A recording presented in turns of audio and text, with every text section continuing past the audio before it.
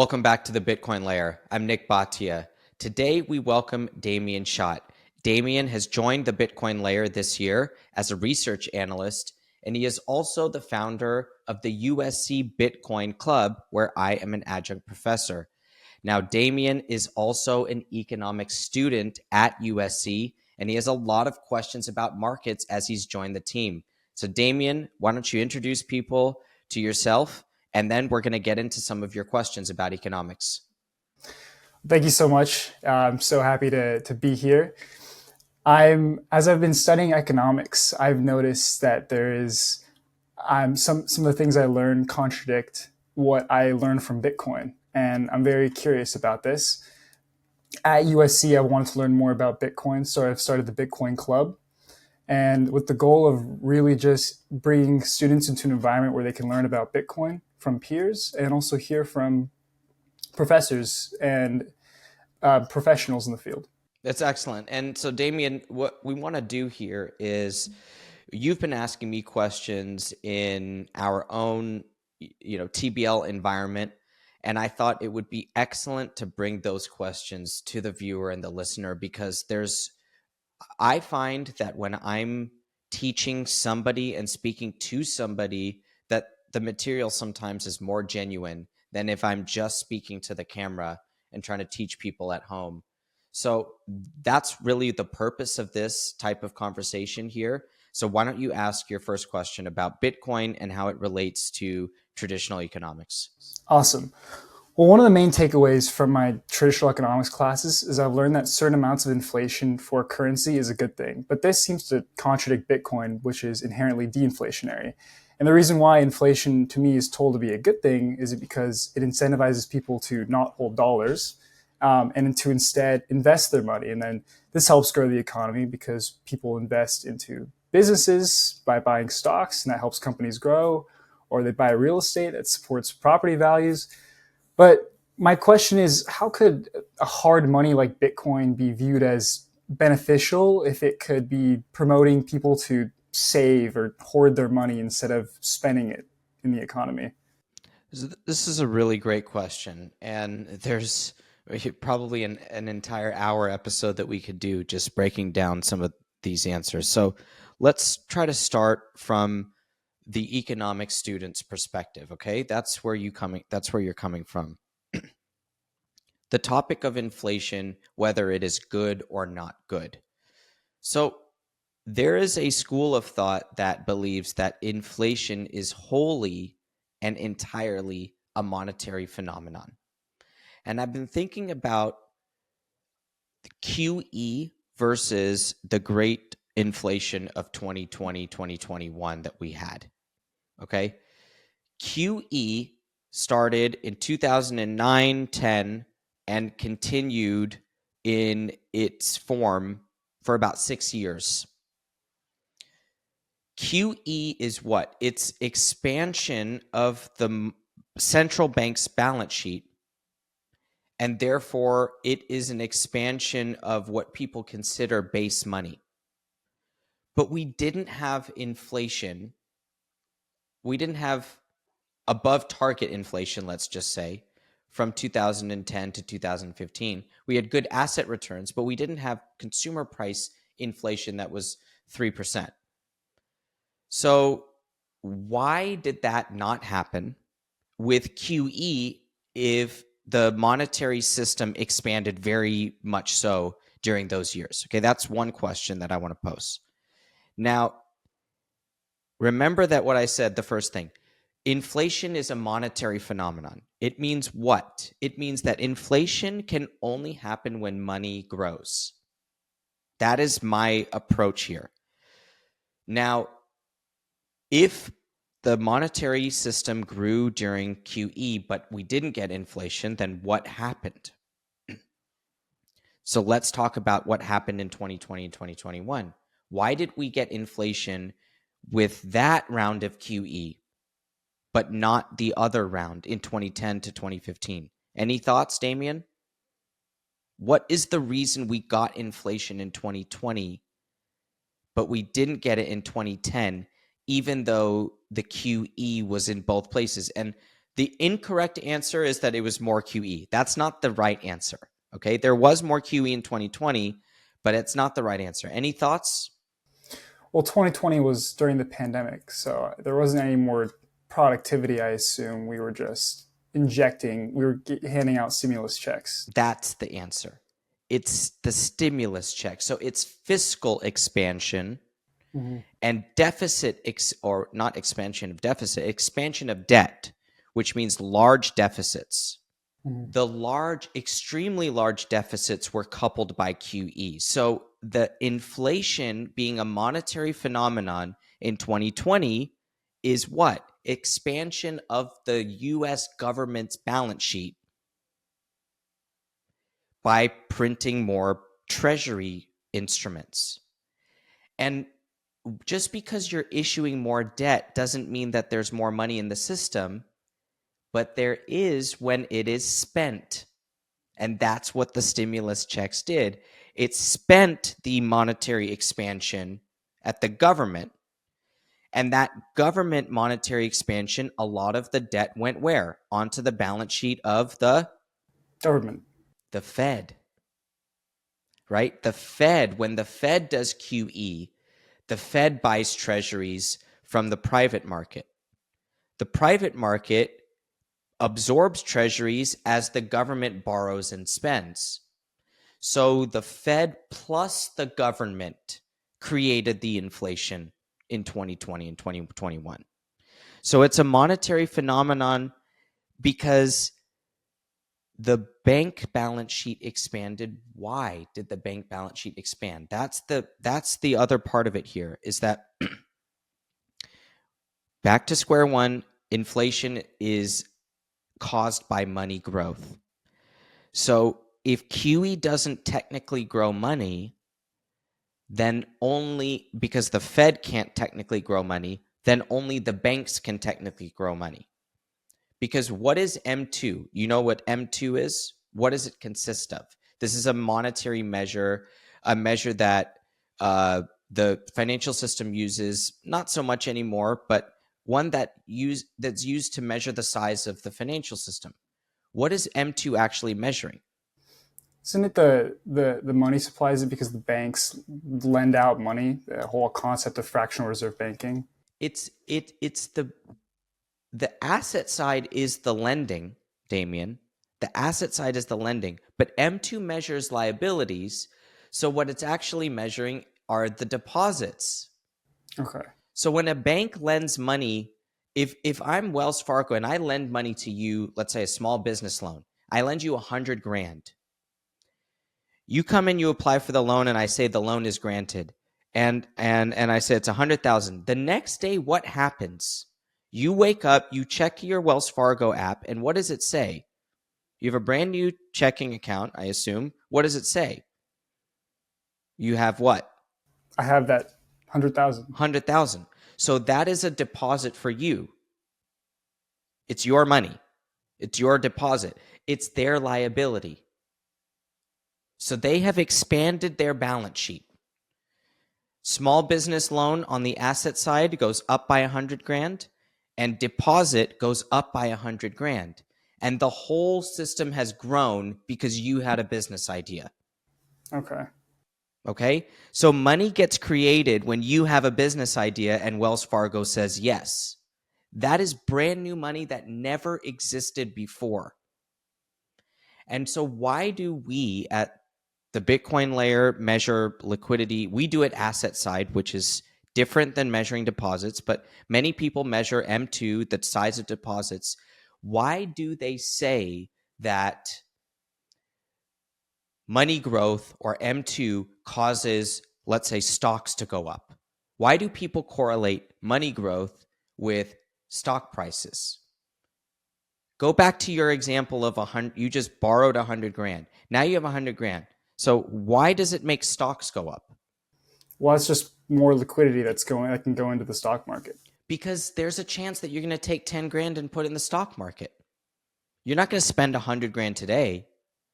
You're going to invest it wisely. You're going to hire somebody. You're going to buy some capital good, some technology equipment, something. You're going to spend it. Maybe you'll put some of it in savings and put some of it in stocks. And then when you spend that $10,000 on a hiring bonus, the person that you hired might take that 10 grand and do what? Put it in stocks. So you having your business idea and going to Wells Fargo is actually fuel for the stock market. That's what the liquidity concept is all about, because it's brand new money. It's firepower for asset prices. So ask your follow-up. Yeah. Well, I'm just wondering. So institutions, so they're measuring the amount of liquidity, and then they're investing in stocks, just not based off of other people investing in stocks, but just based off of the like expanding liquidity, because they're like, oh well, it's now possible for them to fuel. So this what you're asking is about models. So at TBL we have TBL liquidity, right? It's a model. It means it measures the banking system. We do asset side, so we're measuring the size of the banking system, and we're layering in interest rates and bond volatility and showing as a model, here's how much firepower. That's what I like to think about TBL liquidity. It's that monetary firepower that the banking system has to just go create more money to buy stocks. They don't have to be the ones buying stocks, but they know somebody is going to. So your question is about asset managers. Are asset managers just looking at liquidity going up and saying this is the reason that we should buy stocks? Or is it a trailing phenomenon, meaning new money is created, then that new money goes up and buys stocks, then the stock market goes up and the asset managers look at that and say, oh, there's correlation, so maybe the trend is with us, so we should get long? That is a circular question that I don't think we need to answer, okay? So, but what I want you to understand is that if new money makes the stock market go up because somebody buys it, what that means is that smart asset managers are probably looking at monetary measures to make investment decisions. And take that one step further, the Bitcoin layer, in our effort to be value add to our readers, viewers, and listeners, we said, hey, we should be measuring liquidity in our own way because we think that will help people with their investment decisions, or at least explain what's going on in stocks and Bitcoin. And we don't, claiming that we have the crystal ball now that we have our own metric, that's a suicide mission. We're not going to do that. If you look at just the basic M2 with the stock market, there was a good chart that I saw online. It had monetary growth, but just M2, so bank deposits basically, trailing with the stock market, and basically 3 months after M2 goes up, stocks go up. So that fits your part of your question, which is it just people getting new money and buying stocks with it in a few months after they get it? And the answer is probably yes. And then are asset managers trying to model that and make investment decisions based on that? Probably yes. But don't get too bogged down in the circular of who's doing what first. It's the theoretical approach that I think is important to get across, that new money causes asset prices to go up. And therefore, we should be thinking about new money and everything that has to do. And so that's why we watch the Fed. We watch balance sheet activity, and we watch what the banks are doing, and we watch the government now, because we understand, we have a better understanding today than when 3 years ago of what impact the government can have when it does stimulus checks, right? That moves the needle clearly more than QE did. And it took us a decade and a half of empirical data because we never got that round of stimulus plus QE until 2020. So there's new evidence, and we learned from our mistakes, and now we know to watch the fiscal situation a lot more closely. With today's macro landscape, many people are worried that they are not saving enough for retirement. Now you can grow your retirement savings with a tax-advantaged Bitcoin IRA using Unchained. The Unchained IRA is the only solution that allows you to hold your own private keys in an IRA vehicle. Right now, Unchained is running an amazing deal for you guys where you can get started with their IRA for no setup fees and no fees for the first year. You can roll over traditional IRAs or other 401k accounts into this new Unchained IRA, and they can help you set up everything. Go to unchained.com/TBL and experience true ownership over your retirement.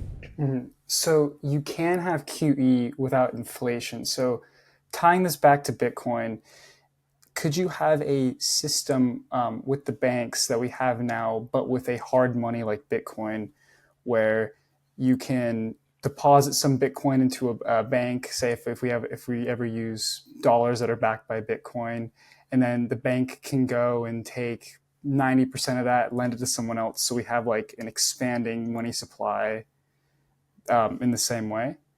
Yes, so that is how the monetary system used to work with fractional reserve lending and gold.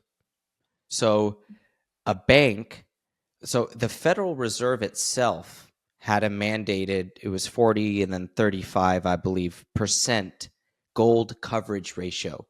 What that means is that the Fed's balance sheet could only be a minimum of 35% gold on the asset side. So of course it can have, new loans or any other bank that has that same concept. You have a certain amount of gold on your balance sheet, then you can create new loans based off of that reserve that you actually have. And in that way, you have a fractional reserve system. So you can multiply the deposit side. So M2 can be a multiple of the total gold in the system, still fractional, but reserved by a hard money that can't necessarily be manipulated in the same way that the asset side of today's banks are. Today's banks own what on their asset side? They own bonds and then they own loans. That's basically what they own, right? A bank is, if you think about a factory, a business that's a factory that makes stuff, right? It makes widgets. Its inventory is its widgets, right? What it's produced, and then its capital is basically the machines and the building that help it to make the widgets, right? A bank doesn't have a factory. It doesn't have machines, and it doesn't have widgets. It just has money. Its assets are money and its liabilities are money. And it's just different types of money on each side. So on the asset side, it has bonds, which are a type of money, and it has loans, which are a type of money. But the way that banks are regulated these days is it's a risk-weighted asset system. So you look at all your types of money and then you multiply them by a factor, and the sum product of all of that risk weighting is how much you're allowed to go out and lend. That's a very crude version of what it is, but that's how it works today. And you can see that if you basically manipulate what you own, then you can create a risk weighting to your own liking. And that's what banks do, that they manipulate. And I don't mean manipulate like they're scamming somebody, but they're maneuvering their balance sheet around all the time to make sure that the risk weighting is exactly what they need so they can go out.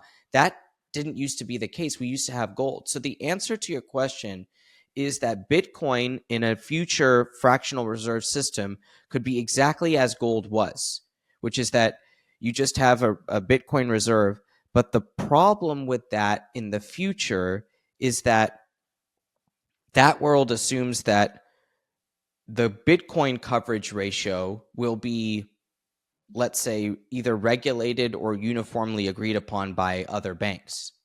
And I think that we're very far away from that type of environment. More likely is to have every bank have their own credit worthiness be judged by the market with different deposit rates. And that's this idea of like a free market for deposits. See, because everybody in the United States gets a similar deposit rate to their neighbor because all banks are basically pegged to Fed funds because of arbitrage, and the FDIC bailout mechanism means that there's very little differentiation between deposits, Mhm.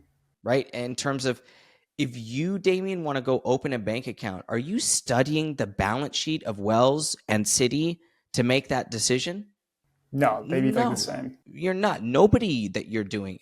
If you're a hedge fund and you're going to do bilateral repo with Citi or Goldman, you're going to do some CDS analysis. That means like a credit study on these banks, because your bilateral exposure means if the bank goes away tomorrow, your derivative could be wiped out, market value, you have all sorts of exposure.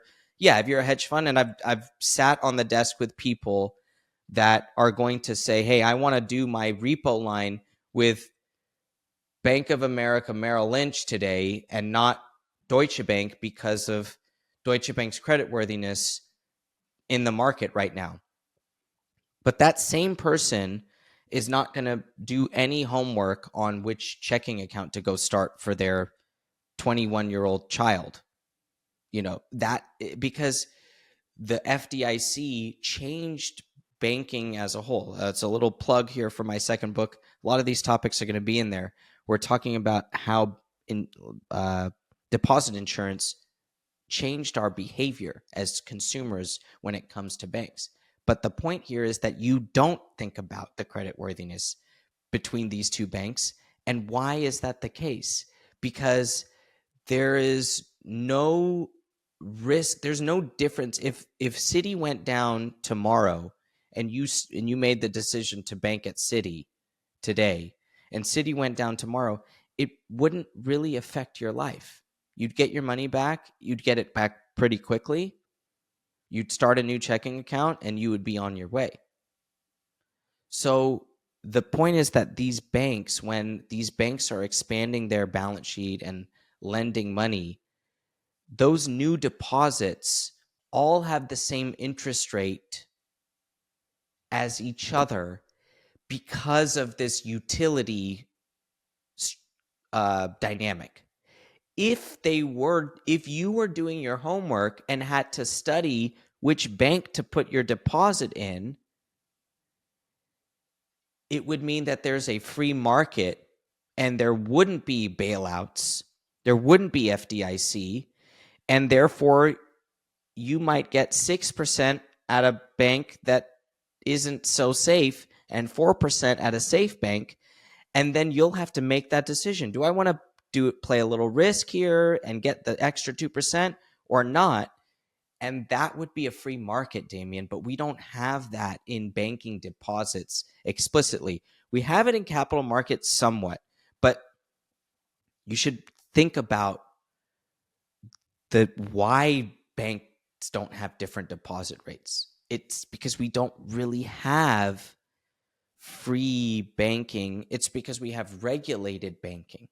Now, in this particular moment, I'm not going to say that regulated or unregulated banking is better. I'll let you explore that over time, and we can discuss that in future conversations. But I'm not here to tell you that one is better than the other. In the 1800s, we had free banking, and in the 1900s, we had regulated banking. So you have history also to go back and see which one is better and why, or to make your own judgment. So we won't go into that necessarily today, but that is really the answer to this whole question about if fractional reserve lending were to happen on top of Bitcoin, it wouldn't really be in a over-regulated environment. Okay. Therefore, the deposit rates on those bank loans reserved in part by fractional Bitcoin should theoretically have market-driven deposit rates. And we're price is truth people. It means that the market rates of those deposits will give us information about the credit worthiness of the bank. That is a future Bitcoin-centric financial system that many are dreaming up. Because we have overregulation of banking, it seems far away, but it might not be as far away as some people think. And a lot of open questions here as well. Now, Demian, before you ask your next follow-up, I haven't really answered whether inflation is good or not. I want to do that first. And also the concept of hoarding. We want to hit that. So I have them written down, but I'll let you ask your next follow-up here. Well, I'm wondering. So I've just learned from you that it's fiscal policy that really drives inflation. So it can be, right? Let's not say it is, but in the last instance, it almost certainly was, and we believe it can be a huge contributor. So I just, because you're on my team, I want to make sure that you're using the exact words that I want us to be using, because assigning 100% credit to one thing in this global macro world is dangerous. We always want to make sure that we're leaving room to understand that there could have been something else there that we didn't see. See, now you and I didn't talk about supply chains shutting down. Supply chains shutting down definitely caused some inflation, right? I mean, if you can't get a product from Asia to the United States and it's not made in the United States, the price is going to go up in the United States, right? It has to. So we can't over attribute. Okay. So just wanted to nitpick there, but go ahead. Well, now I'm wondering if there's ever another scenario similar to COVID where suddenly we have a slowdown, and like maybe it's supply chain related, like as you were just saying. So prices are going up and people are spending less because of it, because there's been some crisis.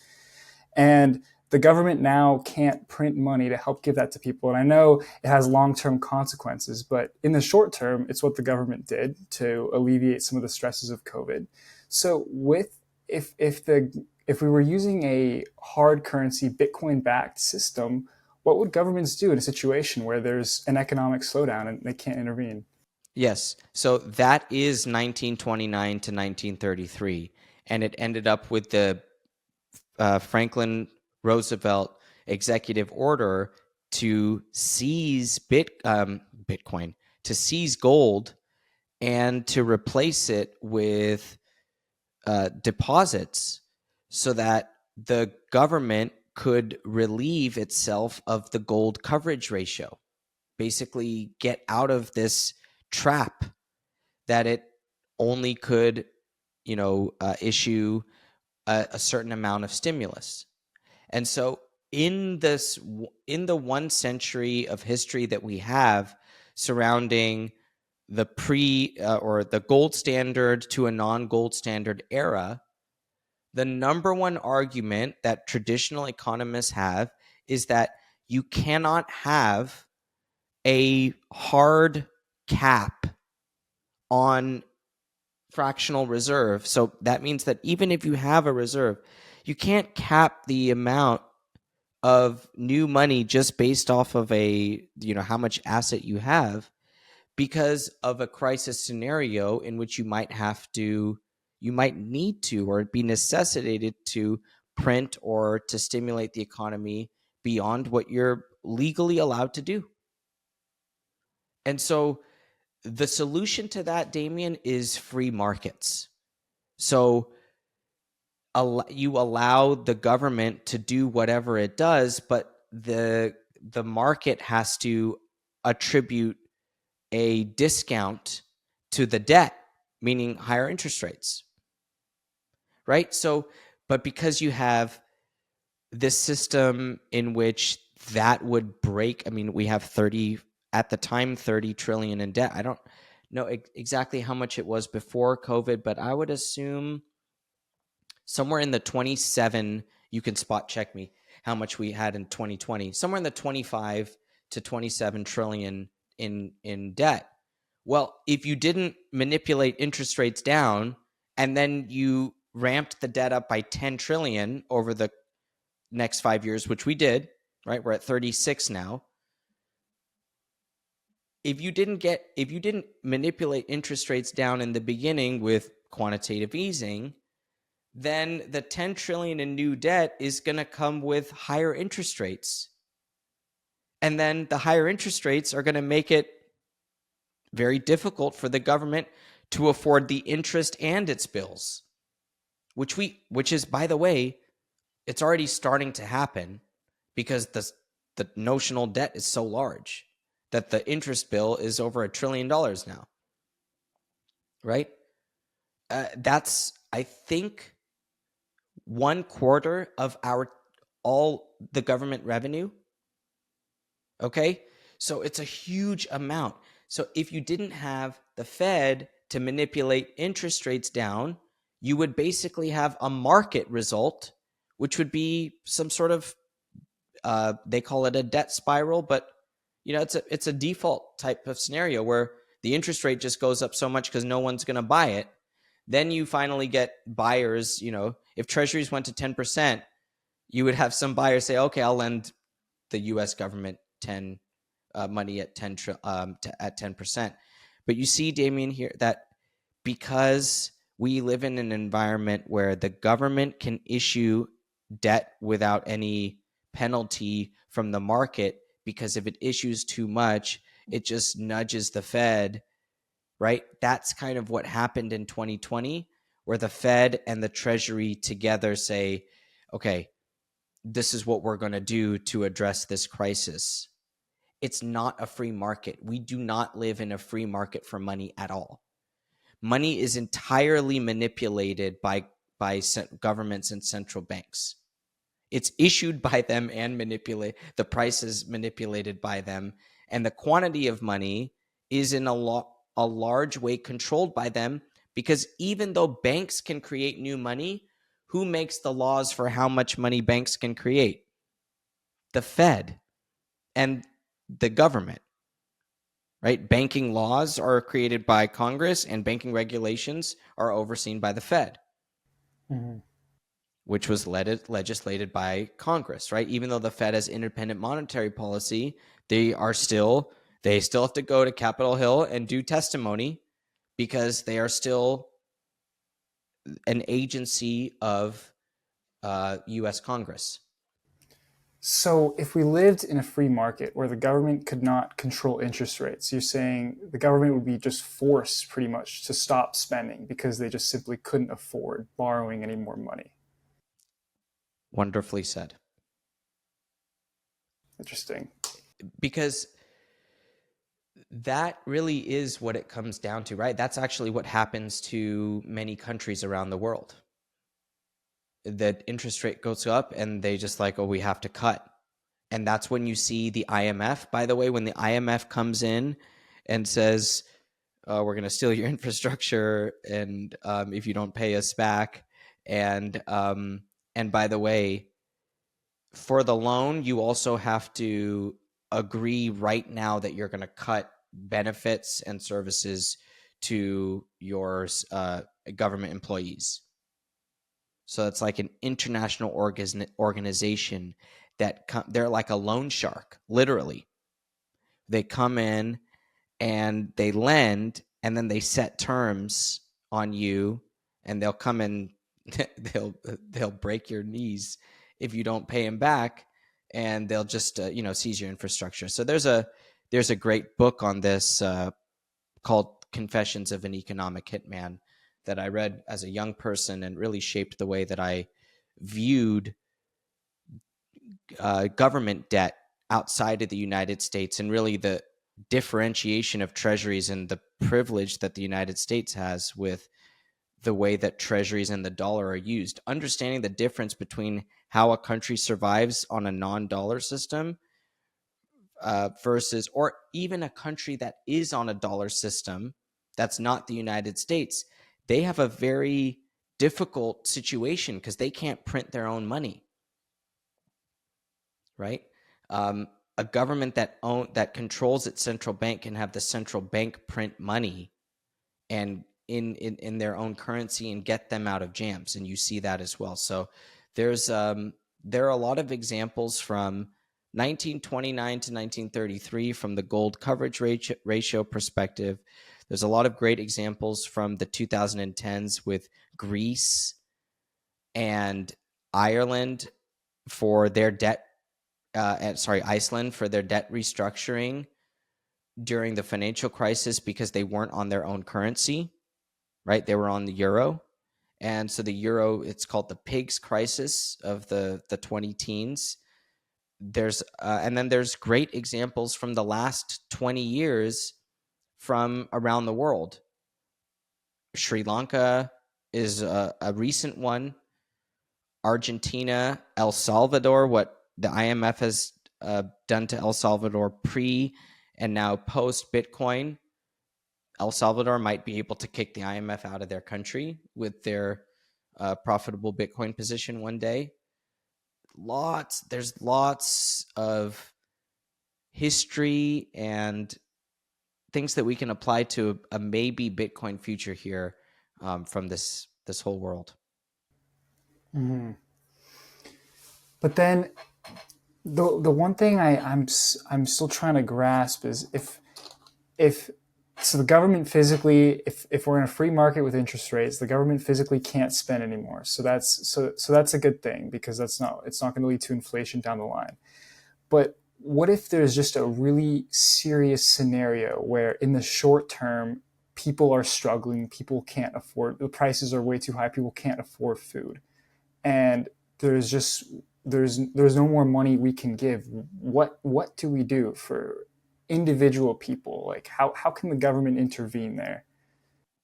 So what you're asking, Demian, is what the government can do. The government can print money.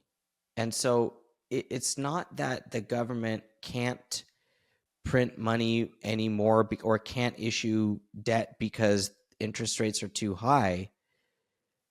The government has a central bank, and the government can tell the central bank, create brand new money and buy all the treasuries and get the interest rates down. Buy so many treasuries that you're actually creating artificial scarcity for them and get the interest rates down. The government has the tools to do this. That's why